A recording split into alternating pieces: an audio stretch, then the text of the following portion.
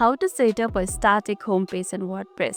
Want to take control of your WordPress homepage and make it a static page instead of your blog post? It's super easy and can really enhance your website first impression. Let's dive right in. First things first, do you already have the page you want to use as your homepage created? If not, quickly head over to the pages, then you can add a new pages from this option over here and add a new page. Now design the page exactly how you envision your homepage to look like. Maybe an awesome welcome message and a key information about your site. Go ahead and publish that page when you are happy with that. Got your homepage ready? Great. Now navigate to your WordPress dashboard, and this is how the WordPress dashboard look like. Now go to appearance, which is over here. Then under appearance, go to customize. I love using this customize section because it's easier and you got to see the changes you have made immediately. You can do it in another way too. Let's go to the homepage.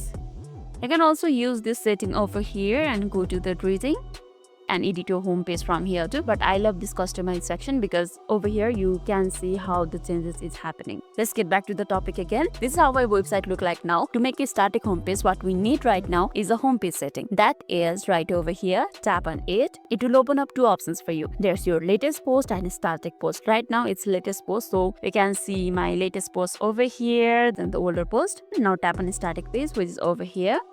That will make your page static. Here I do have two options. There's blog and homepage. So if I tap on this, my homepage will look like this, and if you tap on blog, it will look like this. So this is how the homepage look like. And you can also edit the post page. However, we are just changing the homepage, so let's keep it as it is. Once we are done, tap on save changes.